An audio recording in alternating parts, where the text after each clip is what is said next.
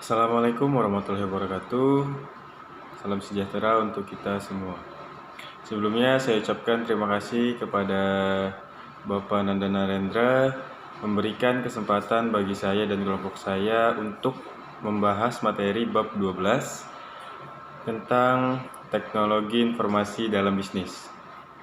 Sebelum dimulai, perkenalkan, nama saya Muhammad Iqbal dan anggota kelompok saya yaitu Putri Maharani, kemudian Desti Arasari, Erika Francisca Hers, Muhammad Adika, dan Alfia Eka Putri.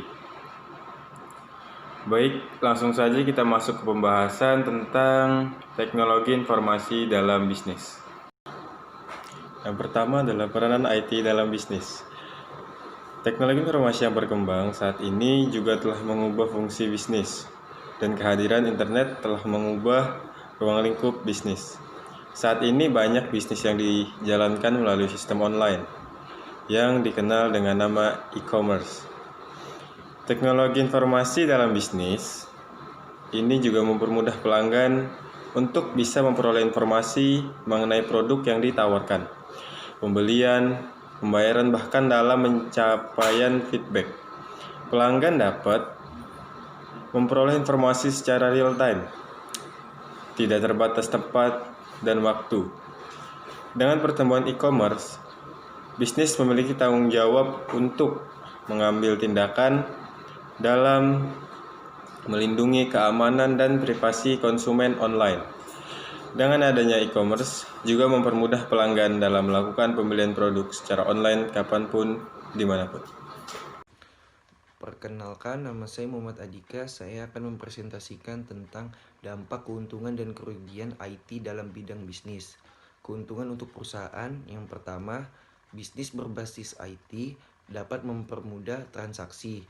Yang kedua, mempermudah kegiatan promosi suatu barang atau produk. Selain itu, ada pula keuntungan seperti perusahaan dapat menjangkau pasar yang lebih luas, karena pembeli yang mengakses internet tidak dibatasi waktu dan tempat. Yang ketiga, pengeluaran lebih sedikit karena tidak memiliki banyak pegawai.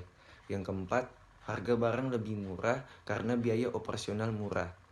Keuntungan yang diperoleh konsumen, yang pertama, konsumen tidak perlu ke toko untuk mendapatkan barang.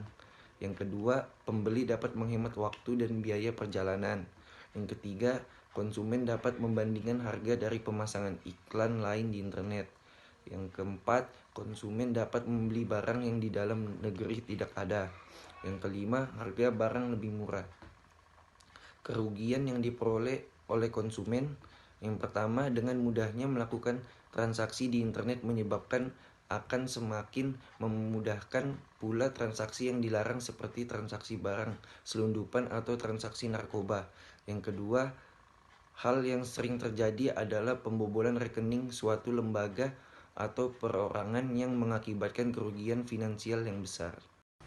Selanjutnya saya akan menjelaskan manfaat dari perkembangan IT dalam bidang bisnis. Yang pertama ada menyimpan sekaligus melindungi informasi penting. Teknologi informasi menciptakan sistem penyampaian yang lebih modern dan canggih sehingga dapat melindungi data-data penting perusahaan. Yang kedua ada otomatisasi proses. Dalam dunia bisnis tentunya semua stakeholder menginginkan tuntasnya pekerjaan dalam waktu yang sesingkat-singkatnya. Teknologi informasi hadir sebagai solusi untuk meningkatkan efisiensi bisnis perusahaan. Yang ketiga, memungkinkan bisnis berjalan setiap saat dan di mana saja. Dengan adanya teknologi informasi, memungkinkan bisnis untuk berjalan di setiap saat dan di mana saja. Dahulu, sebelum adanya teknologi informasi, maka proses bisnis ini akan sangat sulit dilanjutkan atau dikerjakan. Penerapan teknologi informasi dalam bisnis. Dalam dunia bisnis, teknologi informasi dan komunikasi dimanfaatkan untuk perdagangan secara elektronik dan dikenal sebagai e-commerce, adalah perdagangan menggunakan jaringan komunikasi internet. Zaman sekarang itu zaman modern. Hampir segala hal dapat dilakukan dari rumah, yaitu misalnya membayar semua tagihan baik berbentuk jaringan telepon, internet, listrik, dan PAM atau sebagainya. Cukup hanya dengan memakai m-banking, semua dapat dilakukan secara online. Kita tidak memungkiri pentingnya teknologi info dalam kehidupan kita. Teknologi info sudah jadi bagian yang sangat penting dalam setiap rencana bisnis. Teknologi info sudah banyak dipakai untuk mendukung sistem bisnis yang terjadi pada perusahaan, baik bidang ekonomi ataupun perbankan. Dengan hadirnya beberapa aplikasi dan layanan e-bisnis, banking dan sebagainya, kebutuhan efisiensi, waktu dan biaya menyebabkan setiap pembisnis merasa perlu mengaplikasikan teknologi info dalam lingkungan kerja. Bersama saya Rika Francisca Hurst, di sini saya akan menjelaskan tentang 5 kendala penggunaan teknologi informasi dalam bisnis. Yang pertama, ketidaksesuaian teknologi yang digunakan dengan jenis bisnis yang dijalankan, seperti salah satunya adalah hambatan penggunaan teknologi dalam komunikasi bisnis. Ialah adanya ketidaksesuaian antara teknologi yang digunakan dengan jenis bisnis yang dijalankan. Yang kedua, teknologi yang digunakan kurang memenuhi standar yang dibutuhkan. Penggunaan teknologi dalam komunikasi bisnis yang kurang memenuhi standar itu juga dapat mendatangkan hambatan tersendiri. Yang ketiga, ada lambatnya koneksi internet.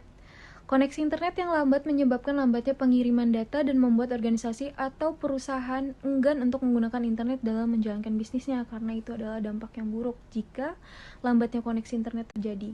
Yang keempat, ada penggunaan teknologi yang cepat mengalami perubahan hambatan. Penggunaan teknologi dalam komunikasi bisnis lainnya ialah penggunaan teknologi yang sering mengalami perubahan akibat semakin cepatnya perkembangan teknologi informasi dan komunikasi.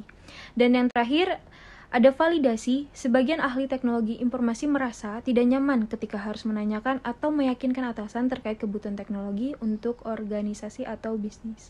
Sekian, terima kasih. Perkenalkan, nama saya Alveka Putri. Di sini saya akan mempresentasikan tentang dimensi teknologi informasi. Berdasarkan United General Accounting Office, ada 3 dimensi yang dapat digunakan untuk mengevaluasi investasi teknologi informasi. Ketiga hal tersebut yakni proses, data, dan keputusan. Berikut akan saya bahas satu persatu. Yang pertama, proses. Dimensi proses merupakan penilaian terhadap proses manajemen investasi yang diikuti oleh organisasi untuk memilih, mengendalikan, dan memantau kemajuan. Yang kedua, data.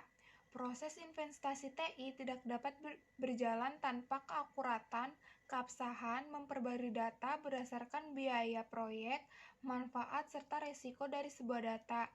Yang ketiga, keputusan. Salah satu tujuan terpenting dari pendekatan dimensi keputusan adalah memungkinkan evaluator untuk menilai keefektifan proses investasi TI organisasi. Ancaman dalam dimensi teknologi informasi. Yang pertama, peretasan website. Yang kedua, website vital negara. Yang ketiga, pencurian bank. Dan yang terakhir, penyebaran isu. Sekian presentasi dari kelompok saya, kurang lebihnya mohon dimaafkan. Assalamualaikum warahmatullahi wabarakatuh. Terima kasih kepada teman-teman yang telah menyaksikan video ini. Saya harap apa yang saya sampaikan dan rekan-rekan saya sampaikan semoga bisa menjadi manfaat. Sekian, Assalamualaikum warahmatullahi wabarakatuh.